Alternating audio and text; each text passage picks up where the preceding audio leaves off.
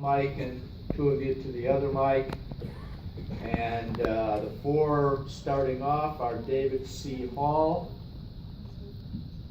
Jeff Osterheister, Vice President of the Michigan Citizens for Water Conservation, Peggy Case, and Linda Travis.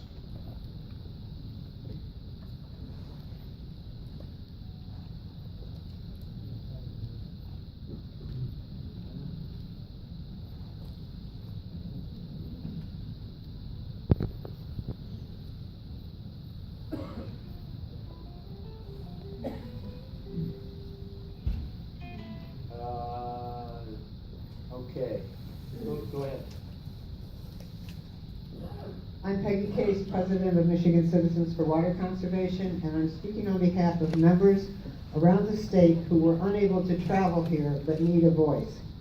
The permit for the White Pine Springs Well 101 in Osceola Township must be denied for legal, scientific, and ethical reasons. The permit is submitted does not meet Michigan legal requirements and cannot be acted upon by the DEQ.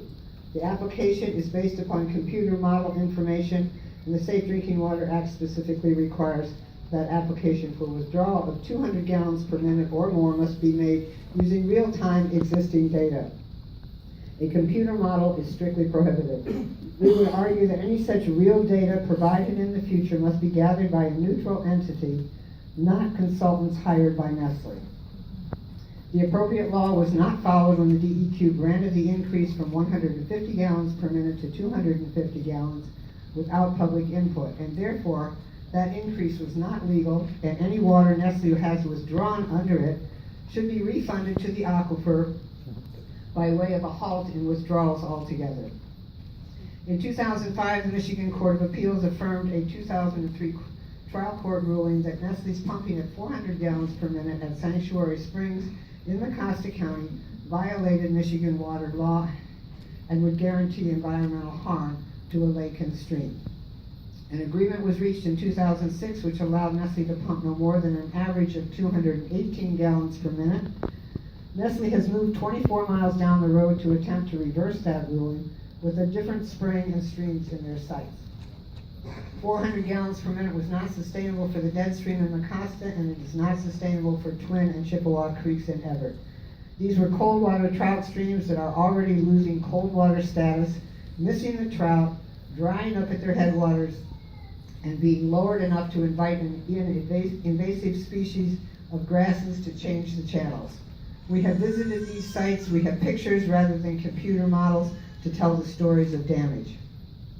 Our riparian members are finding problems with their wells, their ponds are drying up, their associated wetlands changing character, and all of this after only a withdrawal of 150 to 250 gallons per minute. There is no way going to 400 can be permitted.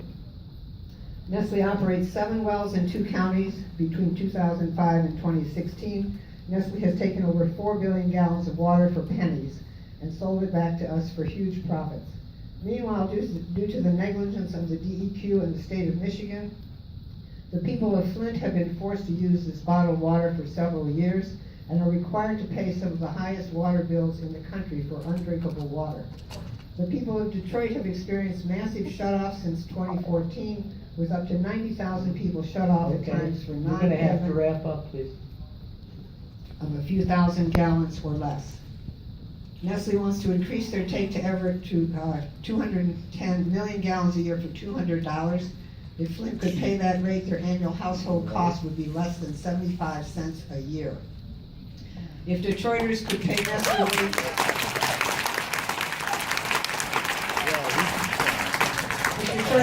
Nestle rates, few would owe more than $1, and the majority would owe less than a dime. And this is totally unethical and points out the disconnect in the state of Michigan's water laws and the realities of its citizens.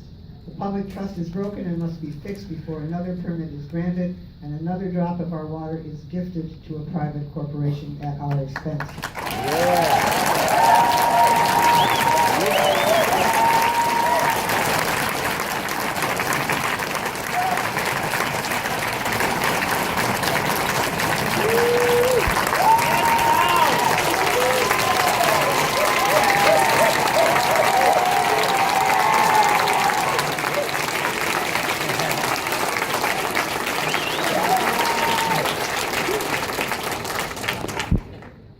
Okay, I'd like to queue up behind these two speakers. I'd like to queue up Jim Sanley, President of the Mecosta County Development Corporation, and Greg Fox,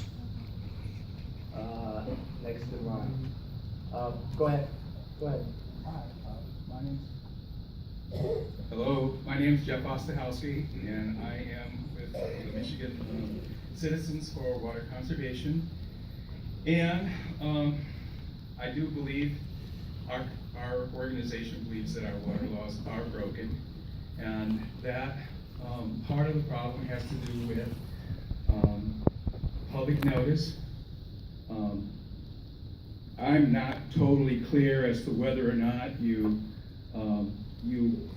permitted 100 gallons increase last January to Nestle at White Pine Springs 101 or not. Greg told me today that he thought that you had granted it, but today it seems as if you've added that to the number that's currently being considered. So I don't really know if you did grant it, but I also know that if you did, it wasn't done with enough public notice, and obviously there is tremendous public interest in this activity.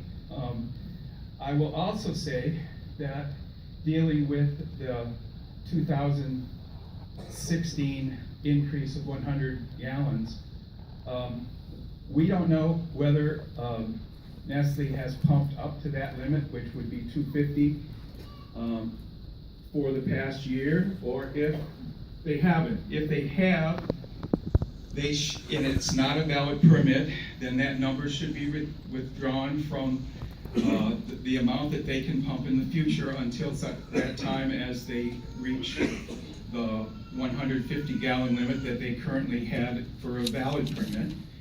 And if they haven't, if you haven't fined them or taken their ability to pump above 150 gallons, we just need to know what it is. You started the hearing out by saying it's 250 that you're considering, and that is in addition to the 150 that started and I guess did or wasn't granted last year. So what we'd like to know is the DEQ does not have the data from Nestle. We believe that you must have a new method of getting monitoring and data collection done.